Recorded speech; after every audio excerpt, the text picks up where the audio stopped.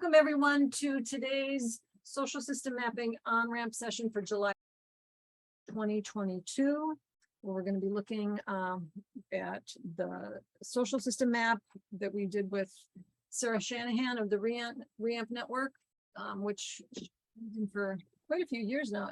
Your hosts today are me, Christine Capra, co-founder of SumMap and Greater Than the Sum, and Kara Mertner, my sort of partner in lots of things, and tech support producer for our community of practice sessions. So if you have any technical questions, feel free to ping Kara in the chat.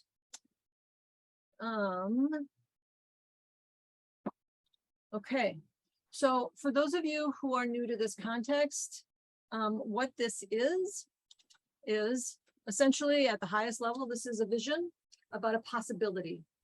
And the possibility has to do with social system mapping, which is a kind of mapping that we're going to focus on today. It's the mapping that we always focus on. And the possibility is that this type of mapping can help transformation networks and change networks become more self-organizing more quickly, and can be more effective at their system, help them become more effective at their system changing efforts. So essentially, this is about leaning into that possibility and learning how to make it a reality together. So it's also an opportunity, as I just implied, to learn about social system mapping, but also it's a learning opportunity for those of us who are social system mappers to learn from those of you who aren't necessarily social system mappers or aren't making maps, but are using them in your communities, because if you're here, you are implicitly part of some kind of social change effort or environmental effort or something like that. And so you have experience for us to learn from, as well as for you to learn from us. So it's a bilateral, multilateral learning opportunity. It's also community practice. So there are a number of us who are working on this possibility and learning how to make it a reality. And there's a lot to it. I have a certain amount of expertise because I sort of generated this methodology and part of the tool set, but it's clearer and clearer to me every day that I only know a smidgen of what I only understand a smidgen of the possibility that we've generated, and that it is, I've always known, but it's just more and more ingrained in me, understanding that it's going to take a whole bunch of us to figure out how to make this a reality. So so we have a community of people who gather around thinking about all parts of this kind of methodology and practice, both the technical parts and what I call the social process parts. And so whether you are, whatever relationship you have to social system mapping, you are warmly invited to be part of this community of practice. So social system mapping is the core vision, but not all of us are technical mappers, and not even all of us are working with a social system map, but there are a number of people in this community who are helping us think about it from various perspectives. So for today's agenda, we're going to do intros and chat in just a moment. Then Sarah Shanahan is going to share her ReAmp network map. Then we'll open it up to answers and questions. And for those of you who are new to this, how we design this is as connecting with each other and getting your voices heard and your questions answered is a really important piece of this whole puzzle. And so we have a formal session that lasts an hour, and we're 6 minutes into that. So we have 55 minutes left roughly of that formal session. But then we always stick around, at least I stick around for an extra optional post-session half hour. So if you have an extra half hour and there's more you'd like to talk about, or you have questions, or you just want to hear what other people are thinking about, feel free to stick around for that extra half an hour. But we'll have a formal closing at the top so that you can leave if you need to. So that's the agenda.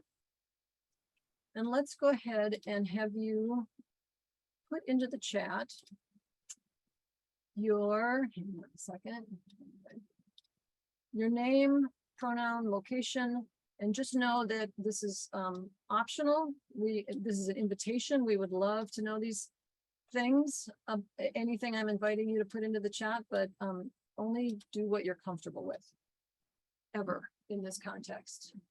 There's no command, no pressure, no obligation, just invitation.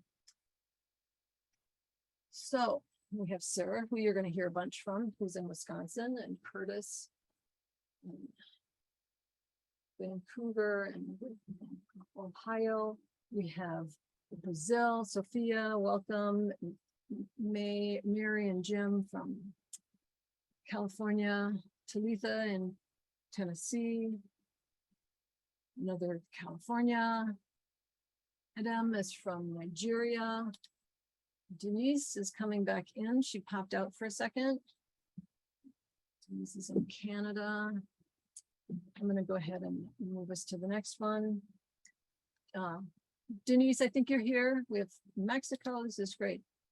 Yes, thank you. Yeah, glad you could got disconnected. I don't know what happened. I'm still in the chat. Sorry. Yeah, so we're just introducing ourselves, name, pronoun, location so far. I'm going to move to the next slide. And then now we sort of make an assumption that there is some kind of network that you're involved with, thinking about, working with, etc. Otherwise, you probably wouldn't be here.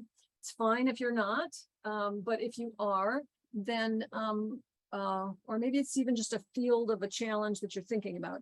What we'd like to hear and see in the chat is one of the primary networks that you're part of or working with or thinking about. So we have a food policy network. We have the RAMP as an environmental network or climate change, earth regenerators, NORAG, EDM, showing up for racial justice, the education system network for the advancement of Black communities. This network and movement networks, earth regenerators, and Gaia-Net. Cool. We have a big range from social to environmental, educational, food, lots of overlap in all of those systems, and it's great to have these different perspectives with us.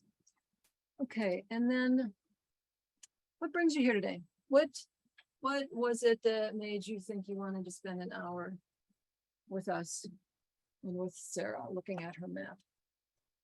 And again, it doesn't have to be anything super aspirational, or you don't have to answer, but probably there was something.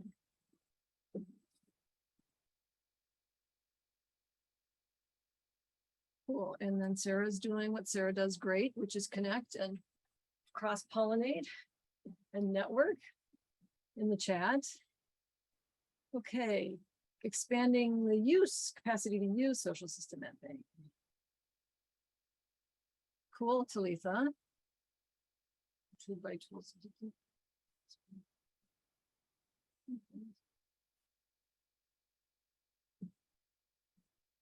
Lovely.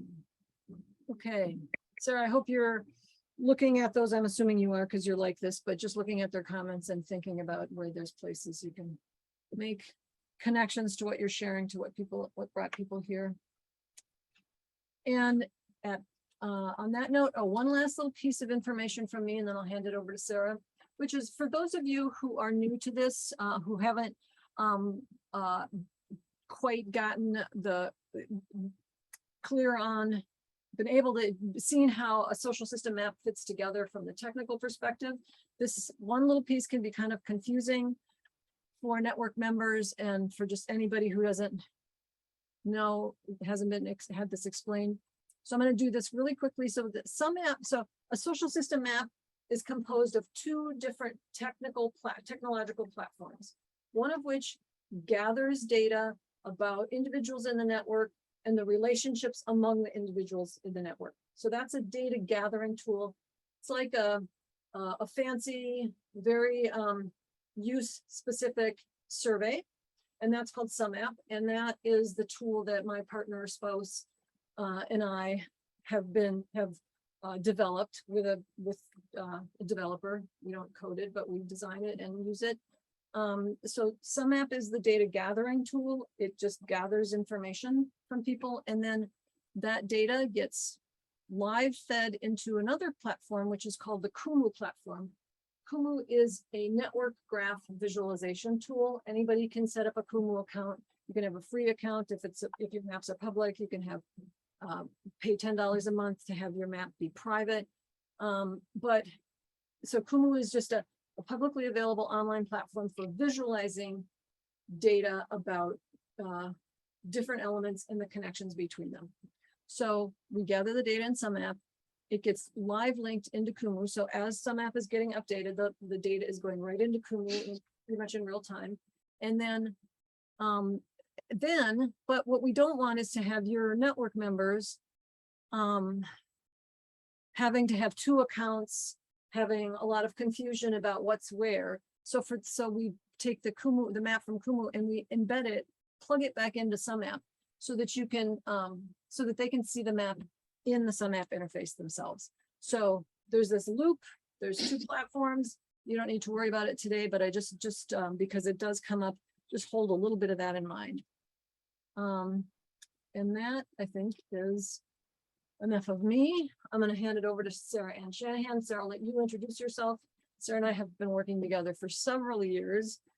And she's just one of my favorite collaborators as well as favorite persons. I'm the only person in the last 20 years who has managed to drag me to the Minnesota State Fair. So that's a whole lot because I hate the fair. Even got Christine on one of those scary rides too.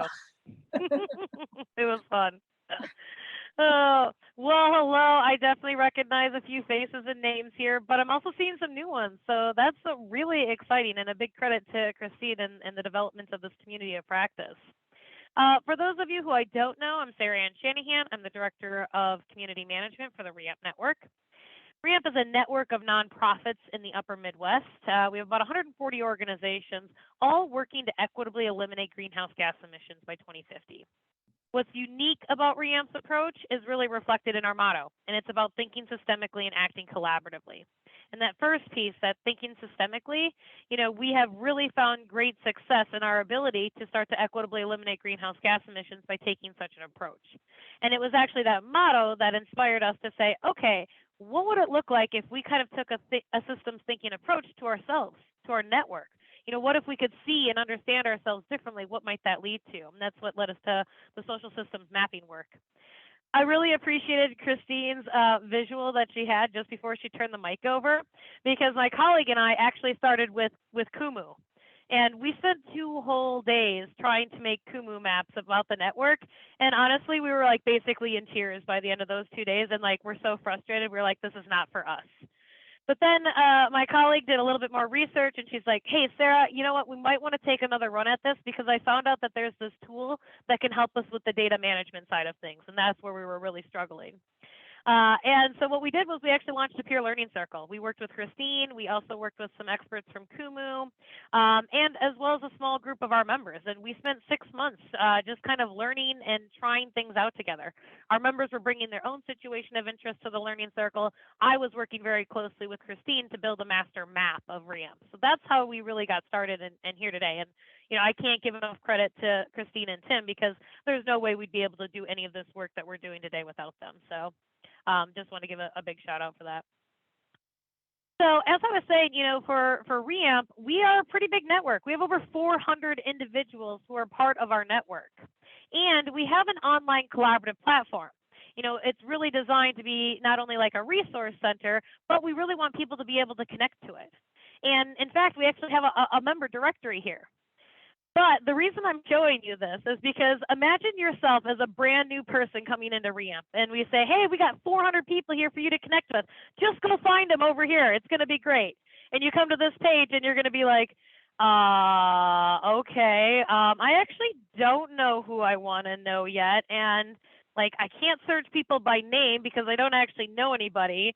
Knowing who is alphabetical or maybe like last active, also just not really helping me that much. But that's where this, I think one of the most fundamental uses that we have for our social systems map is really for this sort of core component for the network. It's all about helping people make connections and making connections in the way that they want to. And again, like there's over 400 people in this network. Like you don't know who you want to know yet, but you probably have a set of criteria that you've been thinking about in ways that you want to connect, right? I'm working on this type of project.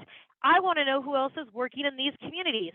Maybe I just want to know who else is working in my state, right? Those are the type of fundamental questions that especially somebody new who's coming into the network are asking themselves. And through our traditional platforms, like they aren't able to make those connections or find those people in the ways that they would want to. So for us, I think one of the most critical uses that we have for our map, and honestly, it's one of the easiest ones to have, is really kind of a very robust member directory. And so we do use this frequently. In fact, one of the ways that we use this map and demonstrate it is during an orientation. And that has really proved to be incredibly valuable for two reasons. One, in the way that I'm talking about the map right now, it's actually a tool for us to help engaging people right off the bat, right? You're coming to that orientation, they see the map, we're trying to find ways for them to get engaged, and we can use this to actually start making those intersections and making those connections right off the bat. The other reason that we show it in an orientation, which was something that I discovered as I did it, was it really actually helped people understand what REAMP is. And that might sound a little stupid, but as we talk about REAMP, it's this big, complicated network, right? And we had done an evaluation that showed us that it takes our members on average 2 years to understand REAMP.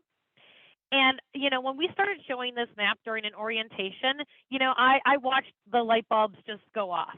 People are like, oh, that's what REAMP is. It's actually this collection of human beings. Oh, well, I know how to be in a group of people. Now I can kind of understand what this is about and how I want to engage.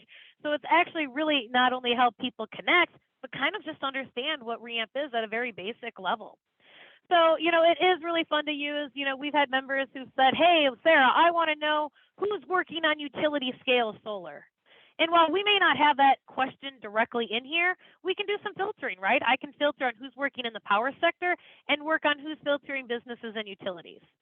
You'll notice that our circles are grayed out here, and that's really just a privacy concern for our members. This is a private map. We are asking for personal information. So especially when we are demonstrating its use to the outside world, we do try to protect people's identities. But what we can do on it, go ahead, Christine, I saw you come off mute.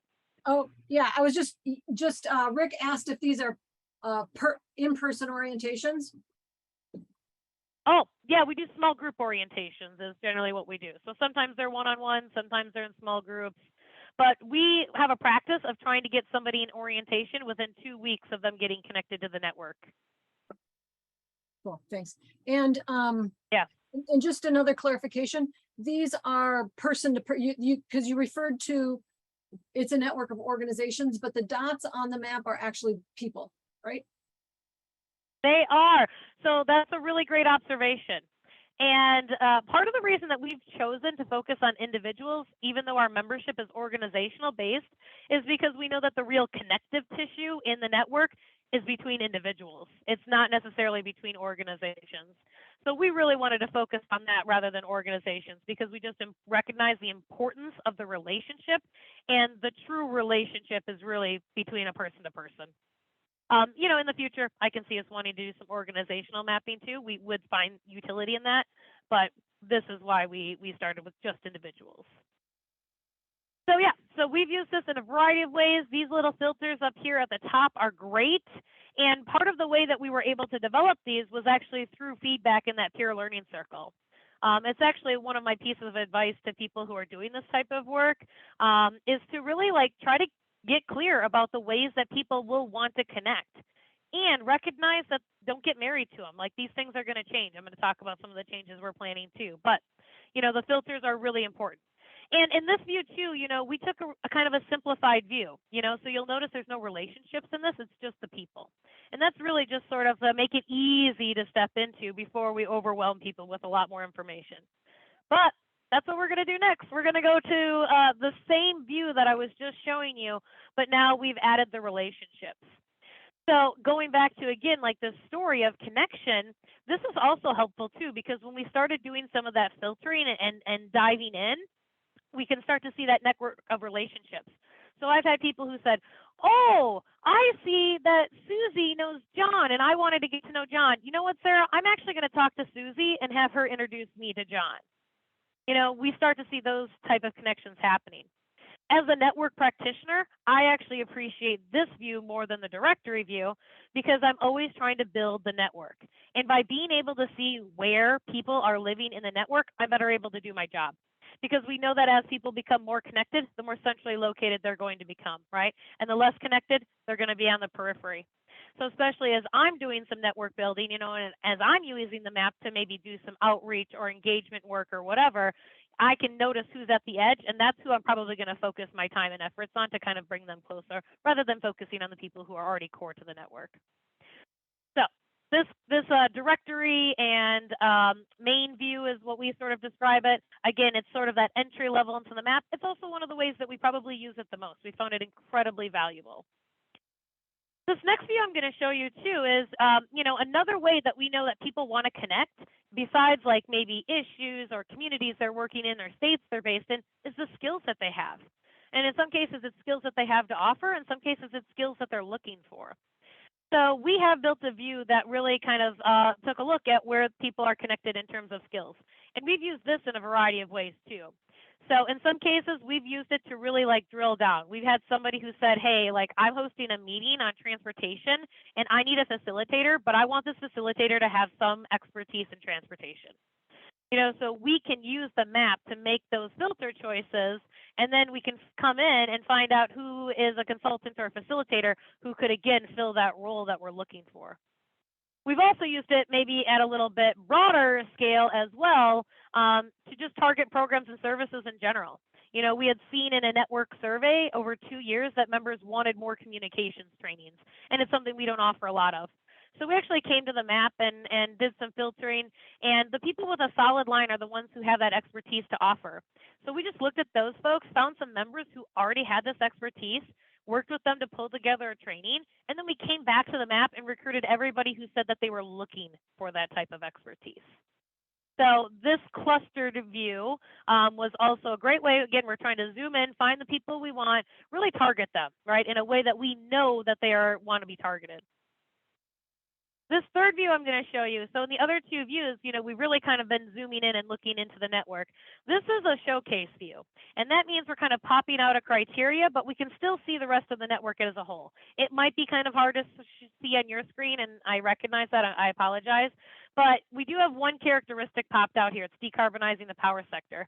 But in the background, you can see some of those, they're little light gray dots, because that's the full network. Sarah, Now, I'm sorry. Yeah, go ahead. So can you just uncheck I want them to see the whole structure. Oh, yeah. And then so if we look at so just give it a second. So now all of the nodes are on the map, all of the connections are on the map. So this is basically what we call the structure of the network. You can see who's core, you can see who's not connected, you can see who's sort of semi-connected. And so then when she clicks on decarbonizing power, it doesn't change the structure of the network at all, but it highlights everyone who's working on decarbonizing power. And so now you can see how the people who are working on that focus are connected in relation to the overall structure of the network. So this way you can start to see, are there expertises or are there focuses or are there, change strategies that people have in the network that are less connected or more connected, so you can start to help shift that. And Sarah, I know I probably said some of what you were going to say. I just wanted them to see the visual distinction that you are making. Okay. No, I'm actually glad you made that interruption. I preloaded the maps, to be like, okay, like they're just going to show up and we won't have to wait. But like, you're right, like there's a little magic that gets missed there by not being able to like see the full picture at first and then being able to see the piece that we're trying to look at right now. Yeah. For us, when we did see this view, it was really actually not very surprising because we have a long history of working on the power sector. And as we looked at the map, it was like, oh yeah, like we got a lot of folks, a lot of relationships, a lot of people centrally located. We're doing pretty good on this in terms of this work. When we did compare this, though, to changing transportation options, Here, we really saw a big difference. There were far fewer people working in this area, far fewer relationships. And at the time that we were seeing this view, we had made transportation somewhat of a priority, but I would say it was probably a little less priority maybe than some of the other work we were doing. And we always knew we were weak in this area too, but it was seeing the map that I think really kind of like, put a fire in people's bellies, and they were like, okay, we really need to like double down on this priority because, we know that there's 30% of the emissions coming from the transportation sector. We know a lot of folks are working on electrification, but if we care about equitably eliminating emissions, we got to figure out this changing transportation options piece. So it actually caused our network to, continue to make transportation a priority, and specifically changing transportation options, which I think is important. We created like a hub. We started getting involved in Transit Equity Day, and we started recruiting members with this expertise to come into our network. So the showcase view like gave us an opportunity to reflect overall as a network about how we're doing, especially for programs and services type of work, and then what might we need to do differently, right? We don't need to be keeping our gas pedal on the power sector right now, right? We're doing a great job in that. We need to put our accelerator on this changing transportation options for us right now. So that's just a little bit of a glimpse, I think, into some of the views that we use most frequently. But for us, we're continuing to do this work. I think it's important to remember with social systems mapping, these things aren't static. They're always evolving. They're always changing because your network is, people are, right? It's got to be reflective of that. So we're always trying to get clearer about how we know that people want to connect most. And we're going to be doing some work yet this year to be changing some of these views because things have changed in our network. We have a new set of strategic priorities. We also want to find a way to sort of be able to do some mapping around emerging areas. So we're going to be adding some other filters to it. We also had in the past really focused on a particular form of collaboration we had. We called them state tables. But over the years, not all of our states have them. So we've actually come to recognize that it's more important for our members to connect around states they work in rather than the collaboration that they are a part of, because those collaborations also sort of come and go. But for the most part, those state lines and where people are working tend to stay a little bit more static. So those are a couple of things that we've noticed in terms of how people want to connect that we know we're going to want to change, and reflect in our map. We still have a few things on our dream list too. We're again going back to like this is an ever evolving understanding of your network and what's possible. We do have some things on our dream list, right? We want to do some resource mapping, right, and see where our resources are heading. We care about equity and in particular racial equity, and how could we use the map to really make ourselves more aware or do a better job of acting equitably. And we're also really trying to do some work to synchronize data. I showed you at the beginning our online collaborative platform where we collect a lot of profile information about people. And so we're working to figure out how to get that profile information, to sync up with some apps so people don't have to duplicate entries. So that's all work that we sort of have kind of coming down. But I did want to leave you with maybe like 3 big pieces of advice that I have kind of learned on my social systems mapping journey.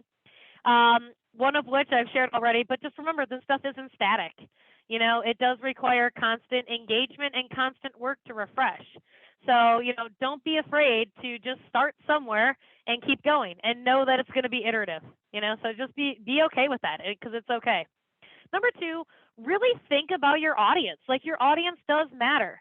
Like who your network is, right? Like getting clear about the ways they want to connect. Getting clear too about who else is going to want to view the map and how they're going to want to view it, right? As a staff person, I'm looking at this map differently than my average network member. And maybe my steering committee would be more interested in some other views in this map than my members will. So really kind of thinking through who your audience is and what it is that they want to see and why, that's going to help you develop the views like you've seen that you've seen today. And the third piece of advice is, somebody's got to be the captain of the ship, okay?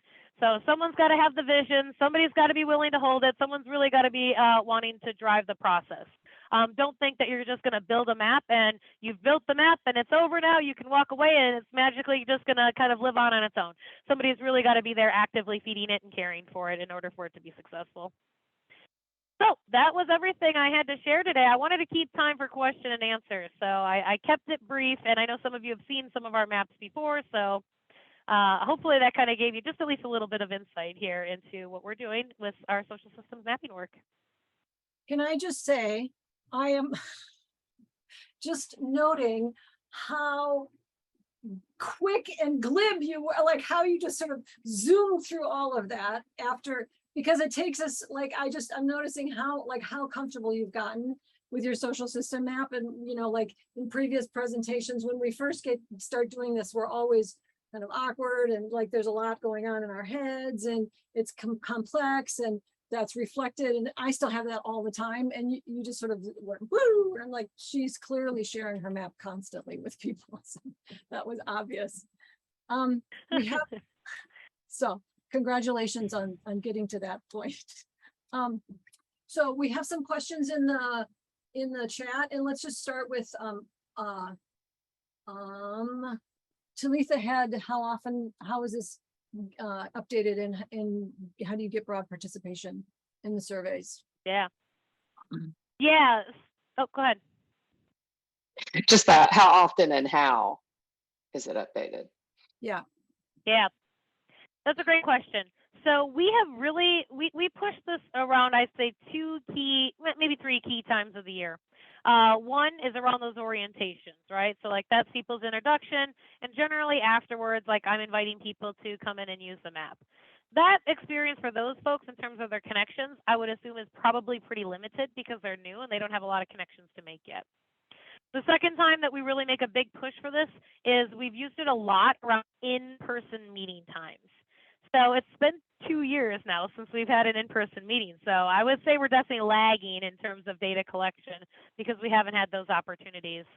At an in-person meeting, we're often finding a reason that we want people to like kind of get into the map. So as part of that pre-conference communication, and in some cases, we're using the map in some way that we need people to put in data. And then the third reason is we actually have really pushed this heavily around our annual meeting. And if I were going to show you our SumApp survey, you would see that when you got to the connections list, there's 2 ways that you can filter our list, one of which is around meetings, because we know that's when people are coming together and more likely to make those connections. So there's one way for people to filter on that. The second way is by state, because we know most people in our network, at least, work at the state level. So they're more likely to know people there than in other places. So those are probably the times when we're pushing it out the most. In terms of like updating the views of the map or like changing survey questions, that's where we've been lagging. And we're really lagging from our end because we've been working to put together a CRM database. And it's just been an agonizing piece of work for us.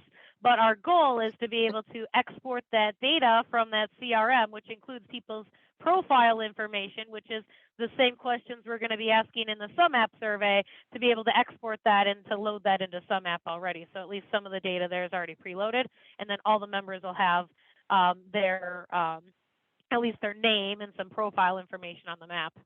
In return, what we're going to be doing is once we're able to do that, we're going to take each person's unique SumApp link, and we're actually going to embed it back in their Commons profile, their online collaborative profile. So it's easier for them to find the map when they want to go find it, and they won't have to wait for me to always kick them out an email. So I think there's still work to do in figuring out how to like make it fun or to really get people to do it. I feel like that's a whole conversation, and if anybody else has any good ideas, I would totally steal them. No, that's why I always ask it at every opportunity to get as many ideas as possible about making that happen. Thank you. Yeah, I'm just going to take this moment to just put a pitch for work that Mary Roscoe and Jim Best and I have been doing for the last several months, which is addressing this very question in our own community practice social system map, because, I sort of, having known, most of the dimensions and what's going on in the community, et cetera, and it was early days for the community, I just put together a map. And then I knew all along that it would need to be iterated, and we just didn't have the oomph or the energy or whatever, and I didn't feel like I wanted to take the executive stance to be defining what reality we're mapping. And so there was a period when we did not iterate our community practice social system map, but we've really been working on how to build in processes that make it easy for people to share, like things they think should be changed and new views. If they find a question triggering and we should change the wording, or if you know, we just need a whole new set of questions, whatever. So gathering that information, how do we collectively explore and act on that information? How do we then get it into some app and invite people to update their data? So we've been, actually, this has been a pretty deep exploration for the last 6 or 7 months for a small handful of us. And we have been documenting as we go, and we're trying to be doing learning out loud. And so my invitation to you is to put yourselves on our social system map. And then probably later today or tomorrow, we will be launching a new sort of invitation with a bunch of information about how we've been doing this. And so part of the invitation is, if you want to learn how to do this, we're experimenting and modeling. And if you just be on our map, you'll end up having that, you know, seeing that process from the perspective of members. And so you can see what it feels like to you. You can give us feedback. You can come and join us and help with this little experiment. We'd love that kind of engagement as well. So this is how we're addressing the question you just put to Sarah. Is there's a lot of room for experimentation and learning, and we're doing it, and we invite you to play. Awesome. I'm very excited. Is that just on the website? It's Kara is putting, or will put in a moment, she will put a link to our maps opt-in form, as well as if you're already on there, the get my link, so that you can easily get back to your instance of some app. Either one will tell you what to do with it. Awesome.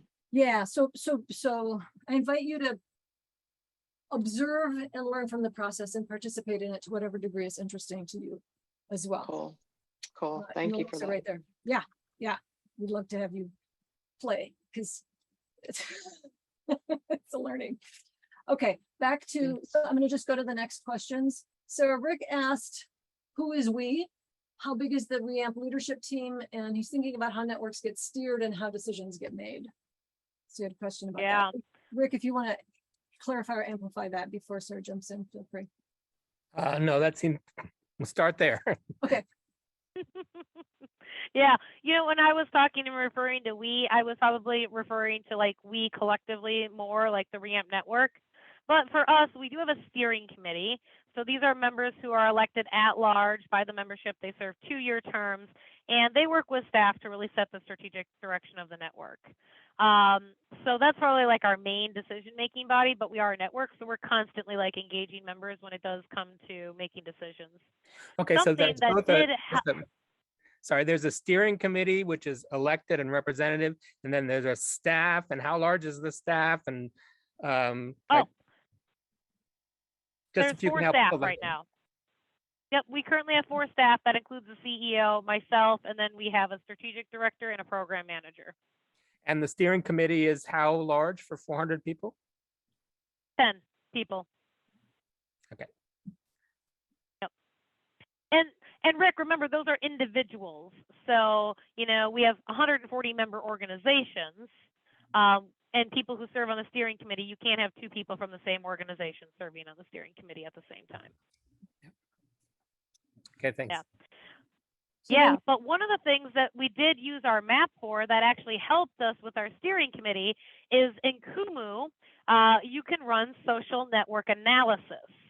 And what that analysis tells you is it can tell you a variety of things about how people are living in the map, right? You know, for example, it could tell you if somebody is a bridger or a bottleneck, right? Do they live in the center of like 2 groups of people, and, you know, information or whatever relationships get like that person is like the funnel point. You can also see like who has the biggest reach, right? Like who in your network actually like touches the most people at the periphery. So we actually used some of that analysis to identify leaders in our network who we then recruited to things like run for our steering committee or to serve on like a collaborative effort and things like that. So the map was actually incredibly valuable from that. In particular, the story I'm thinking of is we were having steering committee elections. And generally when it comes time for that, like as staff, like we'll kind of brainstorm, you know, at the top of our head, like who do we know in our network who would be great? Because we just want to make a special push that they consider running. but we also use the map and do the social network analysis. And when we looked at that list, there was one name in particular that nobody on staff had thought about. And the second we saw the name, we were like, oh my God, this person is a no-brainer. Well, how could we have forgotten them? We definitely have to like ask them to run and serve on the steering committee. So it's actually been really helpful in that sense in helping like identify those folks who should be or could be leaders of your network. And just one other question, how long have you all been around? How long has REAP existed? Yeah, we were founded in 2004. And I think we launched the Kumu and SumApp Peer Learning Circle in 2017. No, 2018. I think 2018 we launched it. I think it was 2017 because I think I went to the 2017 annual meeting. Okay. Okay. Yeah. No, 2018. You were in Bismarck. We went to Bismarck, and that was in 2018. Oh, okay. Thanks. Yeah. So Talitha had a question. Are you also tracking the work that is happening between and among people? And there's a lot of ways you can look at that, but why don't you go first and I'll sort of tag on a little bit after you go. I'm thinking in terms of like evaluation, you know, ultimately to see like that's the next step of those connections, right? Is what is the type of work and the depth of work they're doing together. Yeah. I would say we have not done a great job of this, but I did see your comments in the chat and I immediately wrote it down because I was like, ooh, we might want to do more around this. We have done it a little bit with the state tables. So that's one form of collaboration that we were really heavily supporting around the time that we were launching this map. And we actually did have someone on staff who worked with Christine to essentially answer the question of like, you know, if you participate in a state table, does that mean you're more likely to be like well connected to the rest of the network? And it took a few iterations to kind of like clarify the question and to drill down into the data, but we actually did find that to be true. Like that was an assumption that we held. We were able to test it with the map and it did turn out to be true. The problem for us today is that our state table collaborations, like not all, we have 9 states and not all of our states have one. I think like 5 out of 9 have one. So for like the network as a whole, like that at least evaluation tool, I don't think has been as successful or useful for us today as maybe it was 3 or 4 years ago. Christine worked with our staff person on that project, so you're welcome to share.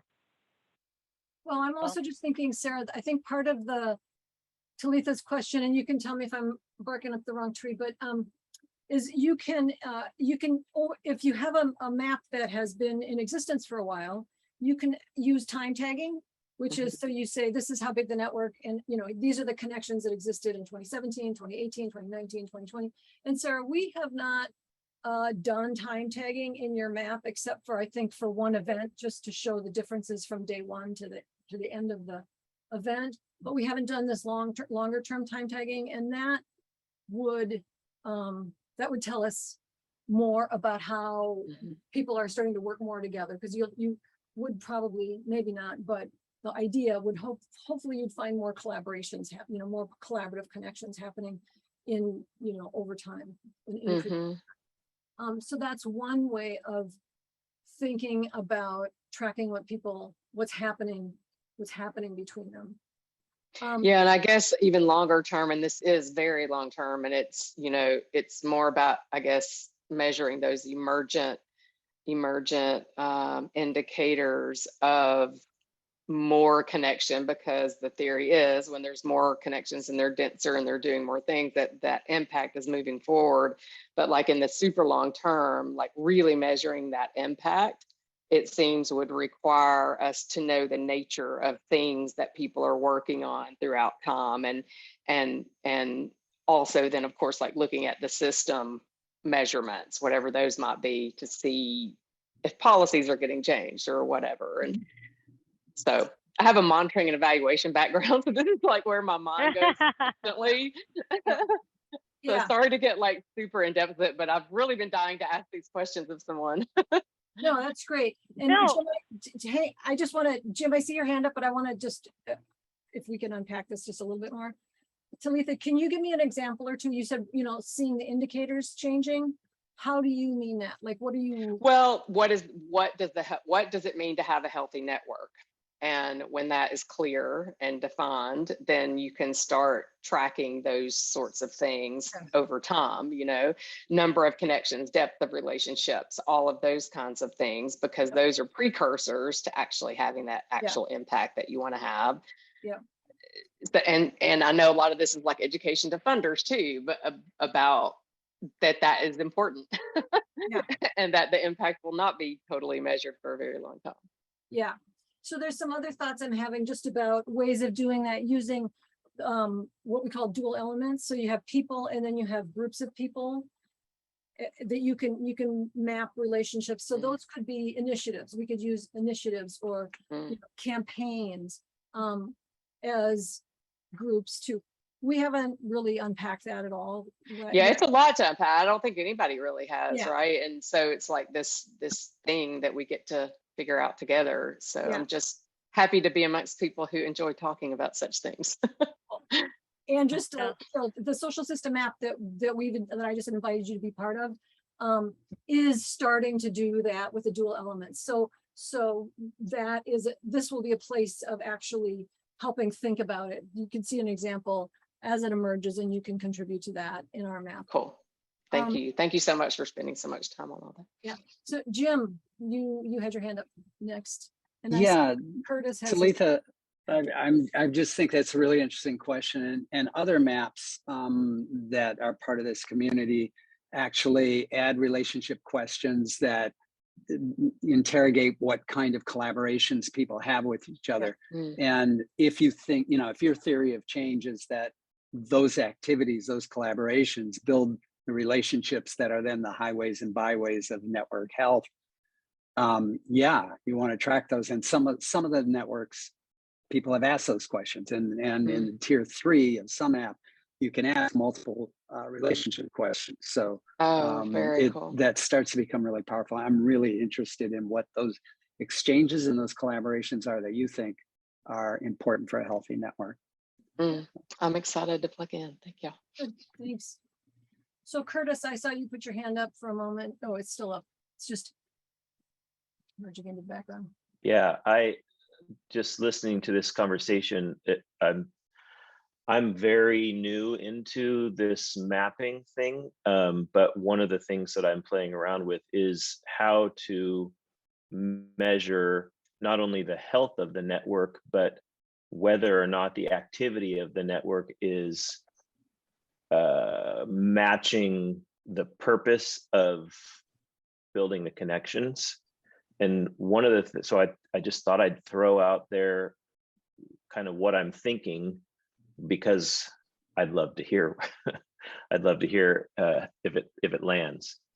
And so I'll just say real brief, the work that we're doing is upstream anti-trafficking. So we're trying to get men in particular to switch from toxic to what we call generative masculinity. And they meet together in teams all over the country on a monthly basis. And so the idea is that we would have like a framework of behaviors that are considered generative, that they're working on themselves over the course of the month. And then when they come back together, there's time for them to share stories and sort of come up with a measurement as a team of how generative they have been over the course of that time. And then they get a score that changes the size of the node that's representative of their team. And we can see that shifting because they gather on a monthly basis over time. So that's one of the ways we've been imagining how this might work. Don't even know if the technology's there, but there you go. Go ahead. Sound doable, or what do you think? Well, I've opined on this, so that question is really for others. With Curtis directly. I think it's doable. I think it remains to be seen how well it will work. And one of the questions I have about it is, will people game the system? Will they just give themselves a higher score because there's a publicly visible ranking? And so, but nonetheless, even if they do, it sensitizes them to thinking about this. So Yeah, where, you know, like that's why we wanted to have it as a group measurement instead of individual. Because originally we thought of it as an individual thing, but really the generativity is about it's in the context of connection. So yeah, I'm concerned about that as well. But I think I'd rather have them thinking about it and maybe gaming the system than not. Yeah. Yep. And I think you see Jim commented in the chat, but the monthly update would be really interesting and powerful.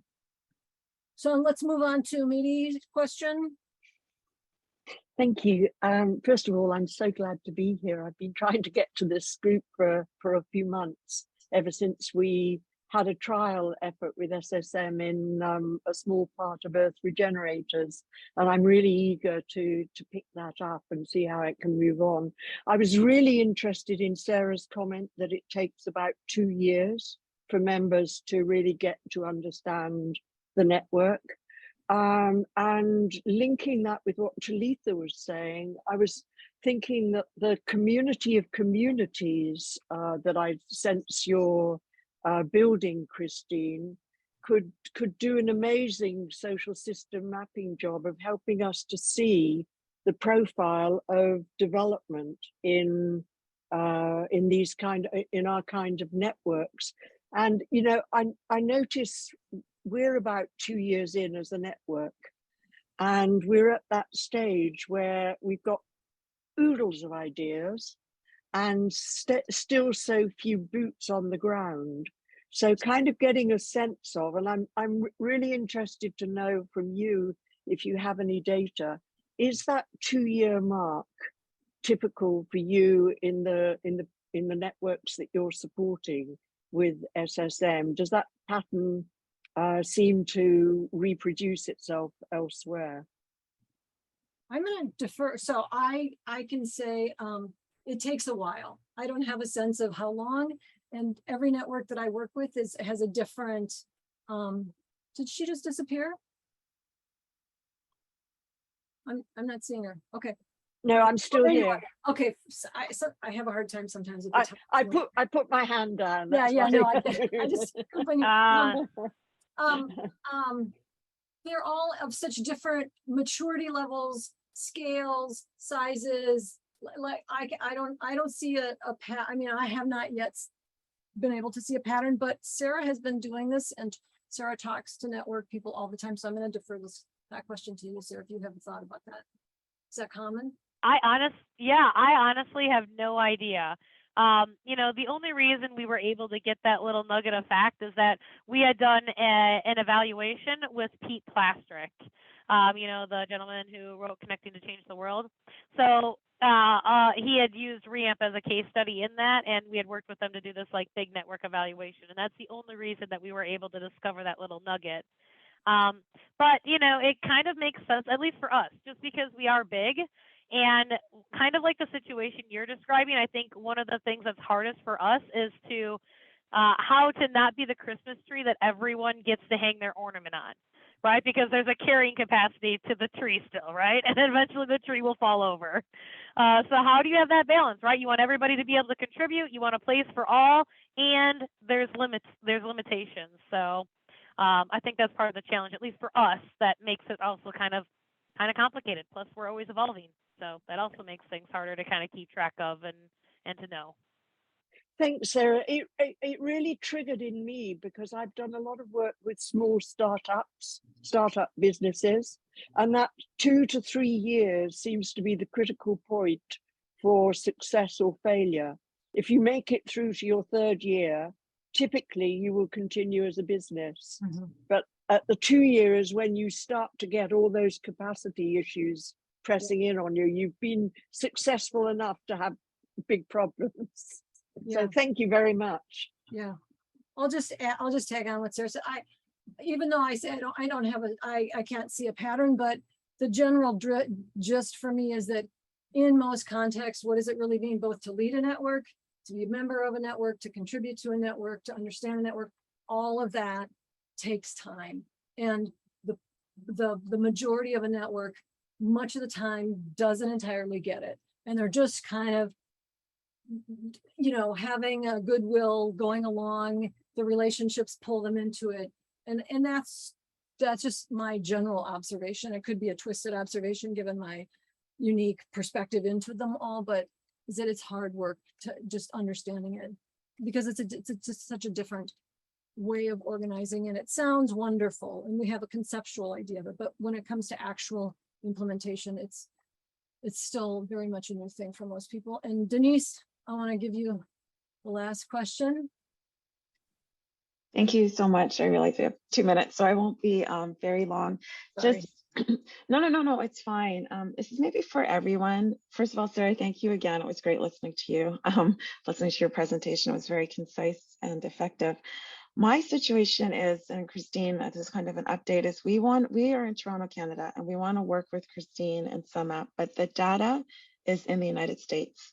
And so we're trying to think about the security issues, because the government's a lot more invasive in the US than it is in Canada. So I was just wondering, thinking more broadly for those that are already in the United States, is what resistance have you experienced from people in terms of the whole idea of data collecting and the security of social systems maps, just more broadly in general, so I could anticipate it for our members. And if we do end up if we do have to explain to people that the data is in the United States, what I could possibly anticipate if we can even go forward. So that's kind of like our kind of international dilemma right now, is how do we make people in Canada feel comfortable that the American government can go into it, their data, which is not really your issue, but just more broadly, how have people who didn't take to the map, if you're able to know, did anyone raise data issues with any of you, just generally?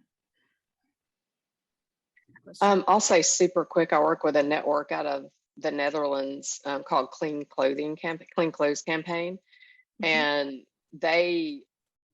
the way that I have to work with them is really like, I cannot even access their data through Google servers, because they deal with super sensitive, like factory worker could get killed sort of data.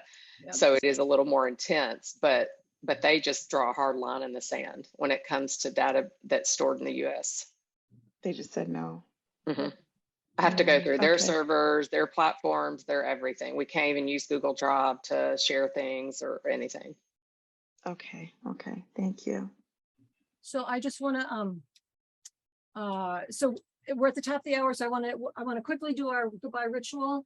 And if Denise, if you're able to stick around, we can address that more or not. But want to just give everybody a blessing and release before we go to our informal part. So the goodbye ritual, for those of you who are new, is we just count down 3, 2, 1, and then we all unmute. I count down 3, 2, 1, and then we all give each other blessings for today. So before Mitty jumps off, let's try to do this. Unmute. 3, 2, 1. Thank you. Very best day. Have a wonderful rest of your day. Thank you. Bye. Bye.